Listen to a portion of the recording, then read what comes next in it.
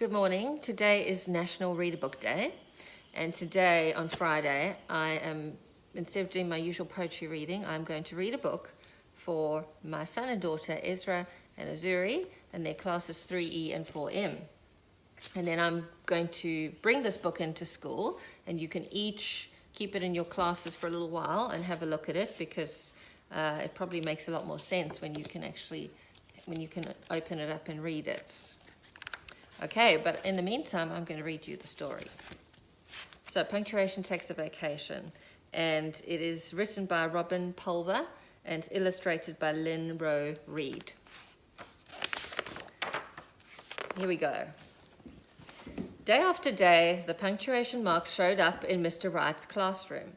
Day after day, they did their jobs. They put up with being erased and replaced and corrected and ignored and moved around. Then, on the hottest, stickiest day class had ever seen, right in the middle of a lesson about commas, Mr. Wright mopped his forehead and said, "Whew, let's give punctuation a vacation." As the kids cheered and headed for the playground to cool off, the punctuation marks stared at one another in disbelief. "Is this the thanks we get?" asked a question mark. "Well," huffed an exclamation point. Now, said a comma. "We should take a vacation," said a period. "They'll soon learn how much they need us." "It's 11 now," said a colon. "Let's leave at 11:02. "Great," said an exclamation point. "Don't leave without us," yelled the apostrophes. Whoosh! Punctuation rushed out the door. Whoosh! They rushed back in to grab the quotation marks, who were too busy talking to pay attention. When Mr. Wright's class returned from the playground, they couldn't wait to find out what happened in Chapter 4 of their book, A Scooper, Dog Detective. Mr. Wright opened his mouth to read aloud, but then he stopped and stared. "This is weird. The punctuation is missing. Oh, where could it be? Yikes, maybe punctuation took a vacation. We are in big trouble now." Do you see? Do you see what happens when there's no punctuation? Whew. Mr. Wright was right. Nothing made sense without punctuation. A couple days later, the school secretary delivered a bundle of postcards to Mr. Wright's class. They were postmarked, "Take a Break Lake."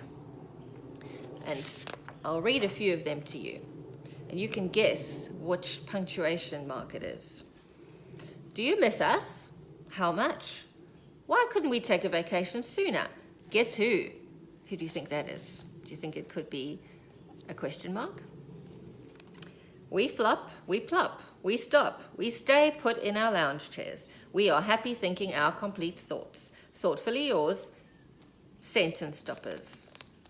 Full stops. I used to call them full stops in South Africa. In America, they call them periods. I don't know what you call them in Australia. You will have to tell me that when I come and drop the book off. "Dear friends, swimming, sailing, sunning, soaring, water skiing. Next time we must remember bug spray, toothpaste, flashlight, water shoes. Sincerely, list makers." What's another word for list makers? Commas. "Greetings to Mr. Wright's class. This postcard doesn't take the place of a letter. If anybody takes the place of a letter, that's us. It's our job. We know we're possessive, but that's the way we are. Don't forget us while we're gone. The substitutes." So do you see what's happening there? Do you see all those words? I call them contractions. I'm not sure what you call them. You'll have to educate me on that. But can you see?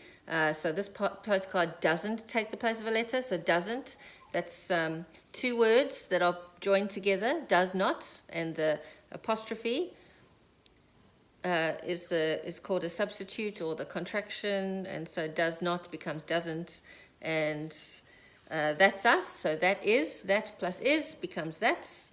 It's our job. It plus is becomes it's. We know we're possessive. We plus are, we're. And here's a very important one that people still get wrong. Adults get this wrong all the time, and it drives me crazy.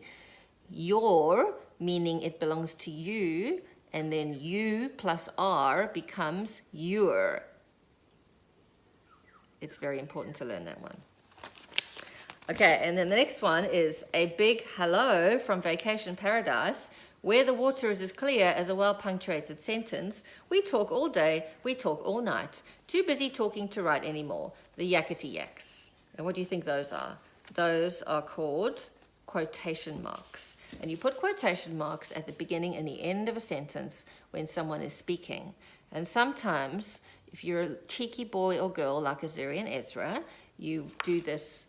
You use quotation marks behind Mummy's head when she's talking to someone or taking a photo. Right, and here is the colon. Kids, writing this on schedule at 1:15. Yummy lunch at 11:55. Going swimming at 3 sharp. The timekeepers. And this is the exclamation point. Very dramatic. Wow, what a ride. You should try tubing. Scary, fun, yikes. Hold on, we won, Mommy. Exclamation points. You use exclamation points when you want to make a statement. When you want people to pay attention, you use an exclamation point. The kids guessed who wrote the postcards, and they wanted to write back, but they couldn't write without punctuation. The best they could do was borrow some of Mr. Rongo's class next door, where punctuation seemed to be running wild. Oh my goodness. So they've written a letter, and what I'm going to do is I'm going to just read it quickly, but I'm going to show it to you, and you will be able to have a look, and perhaps you can correct the punctuation in class together. So can you see that? That punctuation is all over the show. Dear, punctuation, please come back. We need you. We miss you too. Life at school is difficult without you. Oh, we can't do reading, writing, or riddles without punctuation. Chapter 4 of our book, Ace Scooper, doesn't make sense. We will never take punctuation for granted again. Won't you please come back before 10 on Friday? Mr. Wright says, punctuation, please come home. Sincerely, Mr. Wright's class. Do you see what happens when you don't use punctuation in the correct way? It's just a mess.